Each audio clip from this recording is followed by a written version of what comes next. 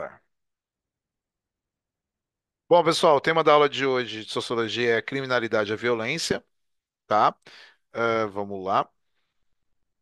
Bom, introdução, né? Atualmente os grupos mais vulneráveis, a gente já viu isso nas aulas anteriores, são os que mais sofrem violência, que são os idosos, crianças e mulheres. Tudo bem? Em especial no contexto do ambiente familiar, também sofrem muita violência moradores de rua, em alguns países imigrantes, que é em relação à xenofobia. Ainda devem ser considerados os crimes que se constituíram a partir da inovação tecnológica, tais como fraudes, os phishing, né, por meio da ação criminosa para a obtenção de informações sigilosas e senhas pessoais, e o stalking, né, que é mediante a perseguição à vítima por meio de internet e das redes sociais. Então, a ideia de criminalidade, assim, né, vamos lá, vamos pegar uns pingos no is. Pode existir criminalidade sem violência, como também pode existir violência sem criminalidade. Tá? Isso é do ponto de vista filosófico, uma coisa meio emblemática. Por quê? Quando a gente fala, por exemplo, da criminalidade, vamos supor que é um crime no Brasil você ah, faltar a uma audiência pública. Tá? Então você foi convocado para uma audiência, ali você vai ser réu ou você vai ser um dos juízes, jurados, né? Se você faltar um crime, é um crime, é um crime. Então é uma criminalidade. Eu, por exemplo, trabalho nas eleições. Se eu faltar aos dias das eleições sem uma justificativa, é considerado um crime eleitoral. Então tem uma criminalidade. Gera violência? Não gera violência. Ao mesmo tempo, na nossa sociedade, em muitos momentos, ela justifica atos de violência como sendo atos comuns. Então, vamos supor, artes marciais é violência, mas sem criminalidade. Aquelas lutas, por exemplo, o UFC lá, né? Luta livre, também é violência sem criminalidade. E assim por diante, tá? Mas vamos lá agora, assim. Quais são os principais fatores que nós vimos no crime e a violência, tá? Então, preconceito e os discursos de ódio, tá? O preconceito ele é um fator raiz, né? Ele está impregnado na sociedade, toda a sociedade tem preconceito, e aí ele é como eu digo, disse para vocês, ele é raiz, né? Ele está enraizado, é quase que uma parte da infraestrutura da sociedade. A gente pode diminuir o preconceito, mas eu acho que nunca vai ser eliminado por total. Tá? E aí também surge o discurso de ódio. Quando você, né, na sociedade brasileira, por exemplo, a gente faz esse questionamento, que é assim, na sociedade brasileira você tem liberdade de expressão, mas não significa que tudo que você pode falar o que você quiser, você pode dizer o que você quiser, você pode escrever o que você quiser, não, não pode. Então, a liberdade de expressão também te dá o direito, né, também de poder se sentir ofendido com o que os outros falam. Então, a gente tem que ter os direitos e os deveres, tá? Então, a gente tem que respeitar tanto o discurso de outras pessoas, como também nós temos que fazer não, vamos dizer, multiplicar o preconceito. Tá? Muitas vezes a gente vê os discursos de ódio que eles propagam a criminalidade, propagam a violência, né? Isso a gente vê até de líderes políticos, tá? E nos últimos anos até de líderes religiosos a gente acabou vendo no Brasil. Então é uma coisa que no Brasil está se tornando uma coisa meio banal, né? A ideia da banalidade, que é a ideia de ligado a isso a ser cotidiano, que não deveria ser, tá? A sociedade brasileira é uma sociedade muito violenta e os discursos de ódio eles pioram essa situação. Bom, o que aumenta também a criminalidade e violência, a desigualdade social em termos de oportunidades para acesso à educação e à saúde por parte da sociedade. Então, sociedades que têm maiores níveis educacionais diminuem a criminalidade e a violência. Ok? A falta de proteção a grupos vulneráveis, tais como mulheres, crianças e idosos. E isso tem a ver com a legislação que existe no Brasil, né, que tem que ser algo que funcione. Muitas vezes, dependendo da situação, dependendo do papel, as leis só funcionam na teoria, elas não funcionam na prática. D, as exigências cada vez maiores no mercado de trabalho para a contratação de mão de obra. Isso também gera uma violência, né, uma criminalidade, porque, por exemplo, hoje em dia é errado, mas muitas empresas também preferem pessoas com um determinado perfil físico, né? Não só um perfil social, mas um perfil físico. E isso pode gerar também uma violência, como se diz assim, trabalhista. Então, muitas pessoas até tentam fazer modificações no corpo para tentar se adequar a um tipo de profissão. Tudo bem? E precarização das condições de trabalho para aqueles que já têm colocação no mercado. F, a crescente anarquia e a desorganização das estruturas políticas e legais do país. Então, muitas vezes as pessoas não seguem as leis, como eu falei antes. Bom, teoria sociológica sobre o crime. No campo da sociologia, algumas teorias foram elaboradas com o objetivo de explicar do ponto de vista macrosocial, quer dizer, do ponto de vista geral da sociedade. Tudo bem? A primeira coisa que nós temos que entender é que o crime faz parte da sociedade. Então, mesmo as sociedades que têm níveis criminológicos muito baixos, ela existe, tá? Então, não adianta a gente falar assim que é assim, esses problemas sociais, principalmente esses que são base da infraestrutura social, eles sempre vão existir. O que a gente consegue fazer é amenizá-los. Tudo bem? Vamos lá. Os fatores que estimulam a violência e a criminalidade, outras teorias de forma contrária buscam nas características individuais as explicações para os atos criminosos. O que que eles estão querendo dizer assim, né? Por muito tempo, nós tivemos o discurso que a pobreza, que a miséria, ela aumenta a criminalidade e violência. E isso já caiu por terra. Tá? É claro que em países mais pobres você vai ter um acentuado criminalidade e violência. Em países que a igualdade social é melhor, você vai diminuir essa violência, você vai diminuir essa criminalidade, mas ela não pode ser considerado só o fator econômico. Tá? Então, por exemplo, crimes acontecem em todas as partes do mundo, de vários níveis. Não adianta a gente responsabilizar só a miséria pela violência e pela criminalidade, porque pessoas ricas também cometem crimes, tá? Então, muitos, né, hoje em dia, né, a gente fala sobre a psicossociedade. Muitos tentam colocar a doença como algo patológico, né? Como, por exemplo, lá os serial killers. Tá? Ele seria um problema patológico. Se for patológico, é uma doença. Se for uma doença, ela tem que ser tratada. Por isso que muitos, né, quando cometem algum tipo de crime, eles tentam um laudo psiquiátrico, né, para justificar o porquê que eles ocasionaram aqueles crimes, principalmente esses serial killers, né, que é pessoas literalmente doentes. Alguns não, por maldade pura ou por falta de acreditar que a sociedade vai criminalizar, né, a impotência da sociedade também pode ser um fator. Aquelas pessoas que acham que na sociedade como nós conhecemos não tem punição, né? A sociedade ela não puniria de um ponto de vista geral, a justiça nessas sociedades elas não funcionam, etc, etc, etc. Ok? Bom, vamos lá. Voltar lá para a exposição. Hum.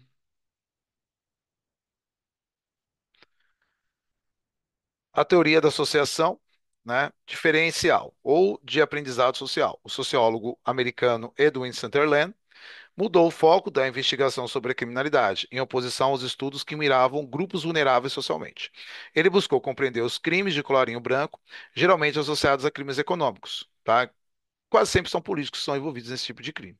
No seu estudo, Sunderland descobriu que grande parte desse tipo de crime era cometido não em função das características pessoais do criminoso, mas da incorporação por parte desse indivíduo de valores e comportamentos do próprio grupo social. Então, se os políticos no Brasil acreditam que não vai haver punição para o crime, eles vão cometer o crime. Na verdade, a maioria dos brasileiros cometem crimes dessa forma, porque eles acham que vão sair impunes. Então, sabe aquela ideia que, tipo, você é rico, poderoso, você nunca vai ser julgado por um crime? Né? Então, essa ideia entra nesse patamar, tá? Bom, segundo o Lima, 2017, a criminalidade não se explica única e exclusivamente a partir da personalidade do criminoso. Acima de tudo, o comportamento criminoso é adquirido por meio de aprendizado, ou seja, da socialização em determinado ambiente social. Aqui, o Lima tenta explicar o seguinte: uma sociedade violenta vai gerar seres violentos. A nossa sociedade é violenta. Já viram brasileiros discutindo, brigando? A maioria quer partir logo para a violência. Esses dias atrás, eu vi um vídeo de uma discussão de trânsito aqui no Bosque Maia, Guarulhos, que o cara saiu, sacou uma arma e queria é, peitar, né, o motorista que estava atrás dele. Tá? Então, isso é até um acontecimento que a gente pode colocar, entre aspas, comum na sociedade brasileira, porque é uma sociedade violenta. Então, a sociedade violenta gera indivíduos violentos, tá? Em relação à criminalidade, nas classes menos favorecidas socialmente, Sandler identifica alguns vetores que estimulam o crescimento da violência, como a degradação urbana, e ambiental em determinados bairros e a segregação residencial. Então, aí seria uma ideia que tem a ver lá com a desigualdade social, mas ela não é a única, tá? Então, a desigualdade econômica, a desigualdade social, ela pode até influenciar na criminalidade e violência, mas ela não é o único fator. Porque eu tenho que imaginar o seguinte, por exemplo, numa favela, tem muito mais tráfico de drogas. Então ali é uma criminalidade. Mas não quer dizer que no bairro de alto luxo, de alto padrão, também não exista. Tá? Então, esses fatores de desigualdade social, desigualdade econômica, eles potencializam. Mas assim, eles não é o fator de origem. Isso que eu estou querendo dizer. Tudo bem? Bom, em relação à criminalidade nas classes menos favorecidas socialmente, Sandler identifica alguns fatores que estimulam o crescimento da violência, a degradação urbana e ambiental, em determinados bairros e segregação residencial.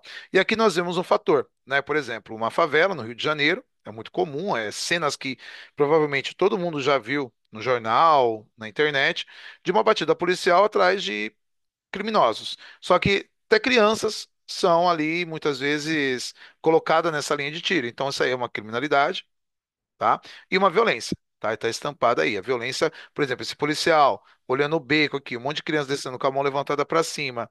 Isso é um símbolo de violência, tá? Então uma criança tem que provar que ela não é um marginal, ok?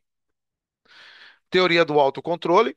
Teoria do autocontrole foi desenvolvida pelo americano Michael Hotspretson, tá? E Travis Herc, que argumentaram que o que determina a propensão ao crime é o grau de autocontrole dos indivíduos. Então, o que ele está querendo dizer aqui é uma coisa que talvez pela metade da cabecinha de vocês já passou. Que é aquela ideia, nossa, tô com vontade de matar aquela pessoa, tô com vontade de pegar a cabeça da pessoa e enfiar na parede. Né? É que nem a gente dirigindo às vezes. A gente vê cada coisa que a gente fala, dá vontade de atropelar, principalmente motoqueiro às vezes. Os motoqueiros fazem umas coisas que a gente fica louco de raiva. Então, muitas vezes, você não cometer uma violência, não cometer um crime, é porque você mantém um autocontrole. E o que que eles querem dizer? Então, tem alguns indivíduos que não conseguem manter esse controle e, num ato de impulso, eles causam violência, eles causam criminalidade. Então, quem nunca quis bater em alguém, né? Até a pessoa mais calma aí da sala já quis bater em alguém algum dia. Apesar de não transparecer isso, não gesticular isso, não falar, porque o nosso imaginário ele é muito fértil. Né? Então, se você imaginou, é porque pelo menos por um lapso de segundo você teve vontade de fazer aquilo. Quem nunca quis roubar o bolo que estava lá sobrando na geladeira, né? Todo mundo já teve esses tipos de pensamento. A gente precisa pensar, tipo assim, vou roubar um banco, né? Mas eu, às vezes você pensa que cometer um crime seria a maneira mais fácil de você resolver um problema. Claro que isso é um pensamento totalmente errado, mas que a gente passa pelo pensamento, a gente passa. E aí, por exemplo, a gente tem que imaginar uma criança marginalizada, né? Que ela está ali à beira da marginalização. A criança muitas vezes não tem recursos nenhum e ela parte para a criminalidade, então ela não teve o controle. Só que do lado, na casa do lado, uma criança que passa pela mesma situação dela, ela manteve o controle, ela cresceu, ela foi estudar, ela se formou, ela tem um trabalho, etc e tal. Então, na mesma comunidade, no mesmo círculo social, você tem pessoas que mantêm esse controle e tem pessoas que perdem esse controle. Tá? Então, o ambiente é o mesmo, só que eles não conseguem, por exemplo, explicar por que que um indivíduo fica mais propício e o outro não desenvolve essa característica, sendo que eles são indivíduos do mesmo grupo social, do mesmo ambiente social, crescem junto, muitas vezes têm as mesmas experiências, mas porque um vai para o lado A, um vai para o lado B, isso é ainda imperceptível. A sociedade, quando não consegue explicar isso, a sociologia, quando consegue pensar nisso, ele vai para o lado é, que eu falei no começo, ele vai para o lado do físico, do emocional, porque isso a sociedade não consegue explicar, como se fosse um trauma, tá? Quando isso vai para o trauma, ele vai para o lado patológico. Tá? Porque a pessoa, por exemplo, olha, ela é criminosa por causa porque ele é um ato patológico ali. Ela teve um trauma de infância. Escreveu, por exemplo, muitos homens que cometem violência contra as mulheres, eles cometem porque muitas vezes no ambiente familiar ele viu os pais ou alguém muito próximo, um homem muito próximo, tratar uma mulher da família de uma forma desrespeitosa. Às vezes não precisa ser força física, mas pode ser gritos, xingamentos, e ele reproduz, tá? Então ele tem um trauma que ele acha que aquilo lá ele vai reproduzir para frente. Como também tem outros que acham isso errado e não vai reproduzir, tá? Então por isso que vai pro lado patológico.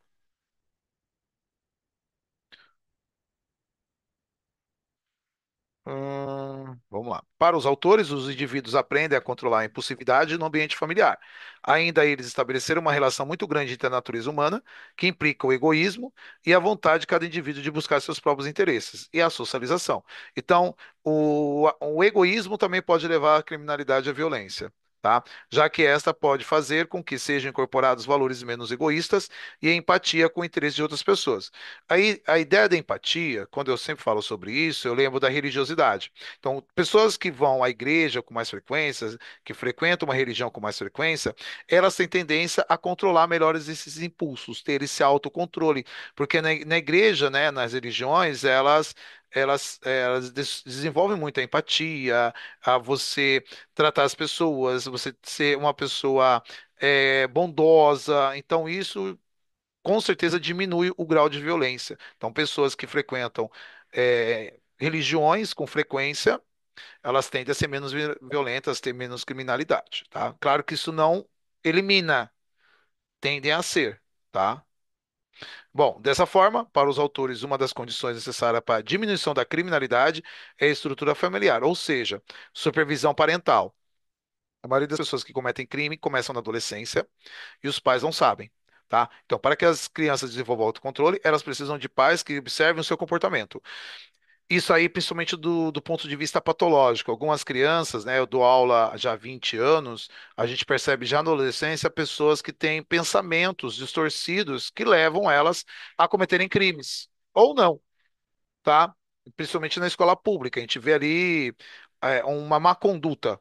Muitas vezes a gente chama os pais, não é porque a gente não gosta do aluno, para o pai poder estar ciente que ele deve ter uma atenção especial com o seu filho, tá? Então, assim, o educador, ele tem que ter uma sensibilidade para isso, tá? B, empenho parental, né? Os pais devem ser capazes de reconhecer os comportamentos egoísticos, impulsivos e antissociais dos filhos. E é claro, né, no último caso, passar por um tratamento, se for uma coisa patológica, porque muitas vezes a família não dá conta, e aí eles repassam isso por uma pessoa especialista, pode ser um psicopedagogo, um psicólogo, até um psicanalista, esqueci o nome agora, o nome, mas depois eu lembro. C. Disciplina. Os pais devem reprovar comportamentos egoísticos, impulsivos e antissociais, logo que a criança se manifesta. Tá? Então, isso é a primeira infância. Então, aprender a criança a dividir as coisas, aprender a criança a se comportar adequadamente em ambientes coletivos, e ele tem que orientar e tem que supervisionar, tá? Beleza? Porque aí você desenvolve atos durante isso. Alguns aí na sala até vou lembrar do ensino fundamental que a gente teve que chamar os pais para uns comportamentos fora da linha ali, né? Do que se espera de um aluno aí do colégio, tá? Isso já aconteceu várias vezes. Tudo bem? Em várias turmas, vários anos. Teoria da anomia, essa aqui é a parte mais difícil. Entendida como anarquia e desorganização, foi desenvolvida pelo americano Robert K. Merton. Para Merton, as pessoas traçam objetivos pessoais, profissionais, culturais e econômicos, cuja realização pode não estar ao alcance, ao menos que se seguida as regras aceitas pelo grupo social. Esta impossibilidade deve levar em consideração alguns aspectos. Primeiro, o primeiro consiste em objetivos culturalmente definidos, de propósitos e interesses mantidos como objetivos legítimos para todos, ou para membros diversamente localizados na sociedade. Tá? Então, por exemplo, nós temos objetivos individuais, nós temos objetivos coletivos. Por exemplo, você chegar a uma universidade é muito mais isso com um objetivo coletivo. Você seguir determinada profissão pode ser um objetivo individual. Um segundo elemento da estrutura cultural define, regula e controla os modos aceitáveis de alcançar esses objetivos. Vamos lá. Como que eu posso explicar isso? O político. O político, ele quer ter influência. Mas por quais motivos ele quer ter influência? Ele quer ter influência porque ele quer melhorar a sociedade, ou ele quer ter influência para ele melhorar o seu status perante a sociedade? Porque se for para melhorar o status dele perante a sociedade, ele é egoísta, tá? Vou dar um exemplo aqui de um ex-vereador aqui do bairro que eu moro, para a gente entender melhor. Ele se alguém mora no Piratininga, talvez entenda indiretamente o que eu vou dizer. Ele é dono de uma empresa, que não do bairro, que é de telecomunicações, de internet. Ele saiu para vereador aqui na cidade, agora ele está como vereador por Guarulhos. É claro que é nítido que se ele virar vereador, ele vai ter muito mais influência no sistema de cultura, de comunicação da cidade e vai poder expandir a empresa dele para outros bairros, tá? Então, será que ele está tendo um ato egoísta? Provavelmente sim. Então, é aquela ideia do também do Maquiavel, que os fins justificam os meios, tá? Nicolau Maquiavel, escritor político, filósofo medieval, ele falou, os fins justificam os meios. Então, se você quer chegar ao poder, você tem que ter egoísmo, né? Você tem que ter ganância.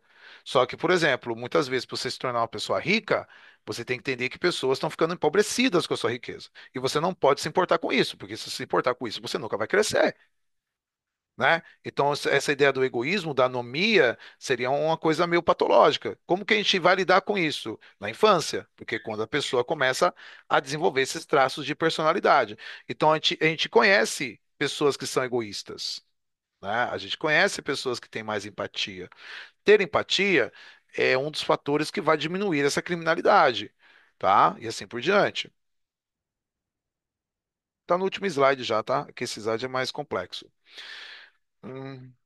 Vamos lá. Cada grupo social invariavelmente liga seus objetivos culturais a regulamentos, enraizados nos costumes ou nas instituições, de procedimentos permissíveis para a procura de tais objetivos. Então, tem épocas e tem sociedades que você tem limites diferentes para alcançar os seus objetivos, tá? A sociedade brasileira, por exemplo, ahn, dependendo da pessoa, ela não vê nada de errado cometer um crime para alcançar um objetivo. Que tipo de crime? Aí é variável. Tudo bem? Nós estamos numa sociedade muito violenta que acaba se impondo em vários sentidos. Essas normas reguladoras não são necessariamente idênticas às normas técnicas ou de eficiência. Muitos procedimentos que, do ponto de vista de indivíduos isolados, seriam os mais eficientes na obtenção ao dos valores desejados, ao exercício da força, da fraude, do poder, estão excluídos na área institucional da conduta permitida. Em todos os casos, a escolha dos expedientes para se esforçar na obtenção dos objetivos culturais é limitada pelas normas institucionalizadas. Então, por exemplo, vamos dar um exemplo aqui que eu lembrei agora. Esse aqui é o último slide. Isso mesmo. Vou dar um exemplo. Eu já trabalhei numa empresa, não foi aqui no Coliseu, mas uma empresa que eu trabalhava antes, eu trabalhei em poucos lugares, que você tinha um cara que era extremamente puxa-saco do dono. Então a gente não podia chegar 5 minutos atrasado, que ele dedurava pro dono, né? Você não podia fazer nada de errado ali, mesmo se o dono não vê, que o dono chegava, ele já ia lá e falava pro dono, tá? Então, qual era a maneira que esse indivíduo tinha de crescer socialmente ali, economicamente dentro da empresa, tá? Era servindo meio que de fiscal do dono da empresa. E tudo que saía da linha, o dono da empresa muitas vezes nem estava lá, ele ligava e falava, ó, vou dizer tal, tal, tal, tal, tal, tal, tal coisa. O legal é que alguns dos funcionários, por exemplo, eu, tinha contato com o dono e sabia que o dono não pedia isso para ele. Então ele fazia espontaneamente, né? Como se fosse um ato natural da pessoa, de dedurar. Eu mesmo, uma vez, acho que eu cheguei atrasado, não. Eu não sei o que eu fiz de errado, que eu lembro que isso não interferiu num dia de serviço, num dia do serviço lá, mas foi algo que eu fiz de errado que eu consegui contornar e tudo no final saiu normalmente. Mas quando o dono da empresa chegou, ele já estava sabendo. Eu falei, caramba, mano, por quê? Porque aquela pessoa foi lá e falou. Então, isso é um ato de violência, mas é um ato criminoso, como eu falei no começo. Pode existir violência sem criminalidade, como pode existir criminalidade sem violência. A gente tem que saber diferenciá-lo. O político, muitas vezes, ele não matou ninguém, mas por ele ter desviado verbas da educação, da saúde, ele interferiu no futuro de pessoas, na vida de pessoas. Então, isso é uma criminalidade que gerou violência, tá? A violência, ela não precisa ser algo físico, ela pode ser algo indireto, tá? Porque qualquer impacto que você causa na vida de outra pessoa de forma negativa é um ato de violência, tá? A gente não precisa colocar isso só no âmbito físico, a gente pode colocar no âmbito emocional, social, cultural, econômico, etc, etc, etc. E isso são os tipos de violência que mais acontecem, que são muitas vezes a violência não institucionalizada ou institucionalizada. Então, por exemplo, o patrão que falta com respeito com o funcionário é um ato de violência. Ah, mas o funcionário fez algo errado, então ele está chamando a atenção de uma forma muito brusca, muito pesada. É um ato de violência, mas é uma violência institucionalizada. Por quê? Porque o patrão utiliza da força de ser o dono da empresa para chamar aquela atenção daquela pessoa de forma violenta, porque a pessoa muitas vezes tem medo de ficar desempregada. Então ela aceita aquilo. Então é uma violência institucionalizada e muitas vezes não causa nenhum tipo de arrependimento no dono da empresa, mas causa muitos traumas no funcionário, né? Eu já vi funcionários, por exemplo, que são quando chamar atenção, eles pedem demissão, vão embora. E o dono fica tipo depois, por exemplo, dizendo que a pessoa não aguenta a pressão, né? Que não aguenta ser chamada atenção. E algumas das pessoas que eu vi eram excelentes funcionários. Tá, isso aí, todas as empresas que eu trabalhei eu já vi, assim, funcionários exemplares, sendo chamada atenção, falar, ó, beleza, pra mim deu, tô indo embora, tchau, acabou. Ah, mas acabou. Tchau. Então tem pessoas que também elas lidam com esse ato de violência com uma atitude enérgica, tá? Então elas também não aguentam essa violência. Então, para todo ato de violência, você tem que ter uma reação, né? Você não pode absorver a violência e achar que ela vai parar ali. Senão você vira um escravo daquilo. Né? Se você sempre abaixar a cabeça para atos de violência direto ou indireto, você sempre vai recebê-los. E você mesmo tem que ter uma noção, uma atitude que a sociedade ela impõe essa pressão, tá? Então, em momentos você vai ter pressão, mas a pressão não precisa ser violenta, né? Essa pressão é, por exemplo, de você já tem um medo de não fazer algo errado para não ser demitido. Aí, quando você faz, vem todo aquele grau, aí você perde totalmente a noção, ok? Bom, como eu falei para vocês, só faltam mais duas aulas, tá? Dia 11 e dia 18, dia 25. Pelo que eu conversei com a Vânia, né? Deixa eu parar a gravação aqui.